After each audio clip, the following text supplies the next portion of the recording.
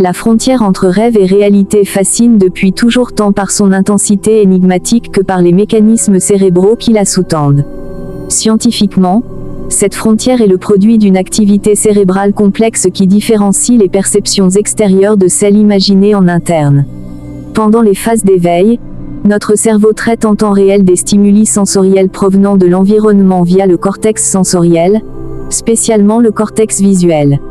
Ce dernier organise les informations reçues de nos yeux pour construire une perception cohérente et stable du monde réel.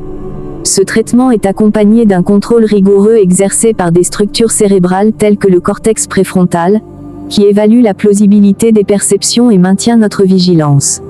À l'inverse, durant le sommeil paradoxal, période propice au rêve, ce système sensoriel est coupé, le cortex visuel ne reçoit plus d'informations issues de l'extérieur, mais génère lui-même des images oniriques initiées par des régions limbiques et le tronc cérébral. Ainsi se crée une réalité virtuelle intérieure, intense et souvent déconnectée des contraintes spatio-temporelles du monde éveillé. Ce changement radical de provenance des données perceptives explique en partie pourquoi les rêves peuvent paraître parfois totalement irréels, incohérents ou même fantastiques. De plus, le cortex préfrontal, qui conserve la capacité critique en état de veille, est moins actif durant ces phases de rêve, ce qui explique la suspension temporaire du jugement rationnel et la difficulté à distinguer rêve et réalité pendant l'expérience onirique. Ce mécanisme explique également pourquoi, dans certains cas pathologiques, lorsque cette inhibition diminue de façon anormale, des hallucinations peuvent surgir en état d'éveil, brouillant la frontière entre perception réelle et perception fabriquée par le cerveau. Le caractère émotionnel des rêves contribue également à cette frontière complexe. Les régions cérébrales régissant les émotions, notamment l'amygdale, sont particulièrement actives pendant le rêve paradoxal, conférant à ces images une charge affective intense et parfois déstabilisante.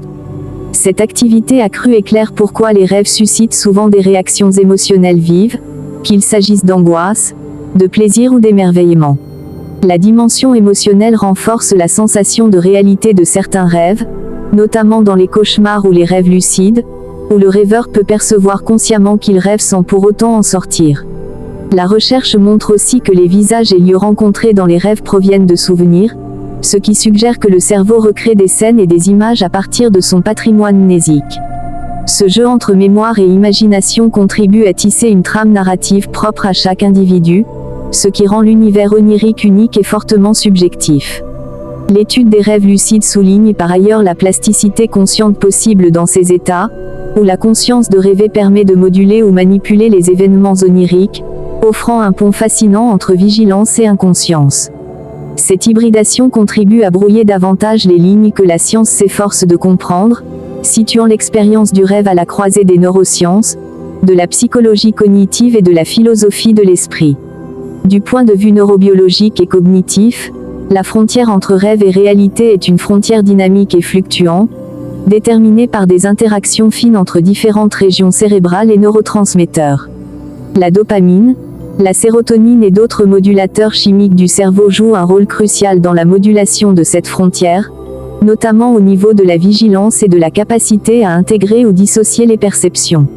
Des études par imagerie cérébrale ont confirmé que certaines aires sont renforcées pendant le rêve, comme le système limbique, tandis que d'autres, comme le cortex préfrontal dorsolatéral, sont inhibées.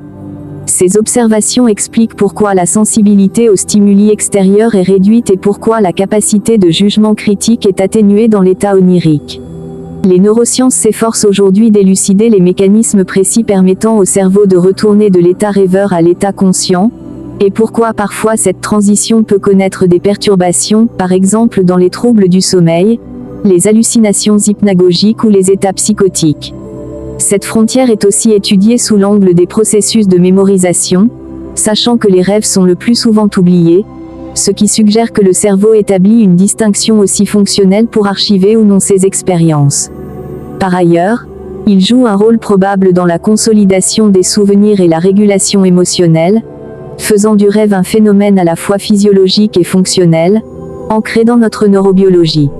Finalement, la frontière entre rêve et réalité, loin d'être une simple dichotomie, apparaît comme un continuum de conscience, modulés par des mécanismes neurologiques complexes et des facteurs subjectifs et émotionnels.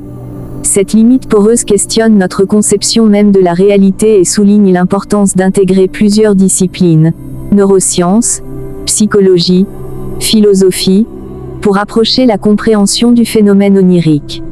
Les progrès scientifiques apportent aujourd'hui des clés pour comprendre comment le cerveau différencie et superpose ces deux mondes, mais aussi comment ils interagissent pour enrichir notre perception, notre créativité et notre psyché. En reconnaissant le rêve comme un état mental à part entière, porteur d'informations émotionnelles, mnésiques et cognitives, la science révèle la richesse d'un univers intérieur indispensable au fonctionnement global de l'être humain.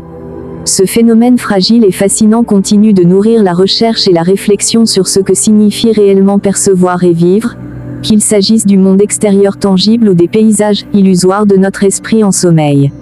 Ainsi, la frontière entre rêve et réalité n'est ni rigide ni isolée, mais un espace mental d'exploration et d'équilibre, à la croisée des états de conscience et du mystère neurologique.